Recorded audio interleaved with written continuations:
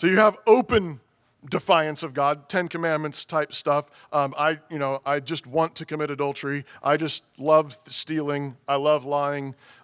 There's that kind of open defiance. But religious and conservative types don't tend to do that. Religious conservative types, our sins are more like the tables and the seats of the money changers in the temple. That's what our sins are like. We set up tables in the temple. We bring our sins into the sanctuary. Most Christian conservative types, the sins that we tolerate, the sins that we don't deal with, are the sins that are semi-respectable. They're like the tables and the seats of the money changers in the temple. What do I mean? Well, I mean things like we call being harsh being strict.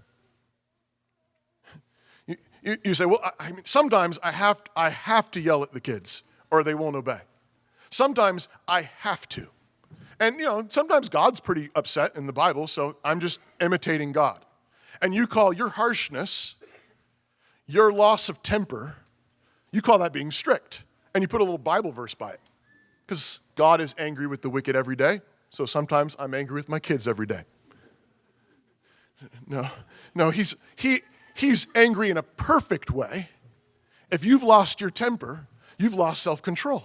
That's not controlled by the Spirit. That's not ruled by the Spirit. That's not correcting those in error in the spirit of meekness, which means self-control. But notice what we do. We call what we're doing by some Bible name. It's a sin, and we just brought it right up into the temple. We're like, it's holy, actually. It's godlike. No, you're sinning. You've lost your temper.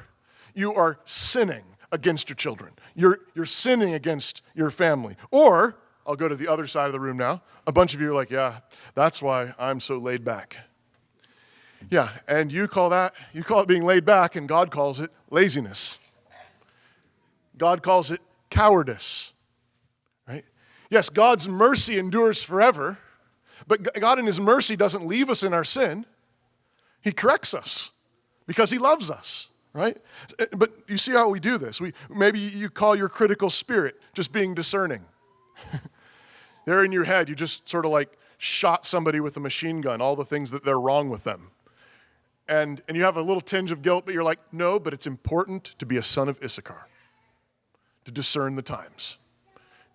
No, you just criticize that brother or sister. You just tore them apart in your head, and now you have the audacity to call it being discerning? You just brought that table and you plunked it right down in the middle of the temple. Said, look, this is what I'm doing is actually holy. No, get it out. Get it out. Or maybe you have some kind of other idol that you've decided is just absolutely necessary for living in the modern world, right? Maybe it's the movies and entertainment you give yourself to. Well, you just have to have Netflix or you have to have these things because if you don't, then you don't know what's going on. And yeah, they spew a lot of filth, but that's just part of living in this world. And I try to avoid it as much as I can. But are you pursuing Christ? What are your priorities? Is that important to you? Is it causing you to stumble? Is it causing you to sin? Is it causing your children to sin?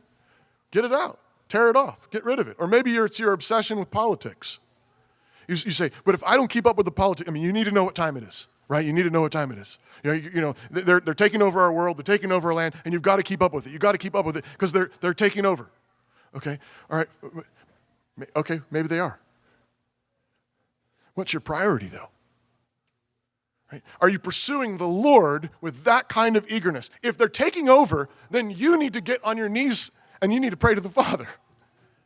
If they're taking over, if everything, and this is not saying there's nothing political to be done, but my point is, what does Jesus do? In the midst of political turmoil, in tyranny, with an empire, running with their feet on the necks of the Jews, what does Jesus do? He rides into the temple and says, what we need is to make room for the pagans to pray. That's what we need. That's what we need. Jesus is the true friend of sinners. And he comes into our pompous habits and knocks over the tables in our temples.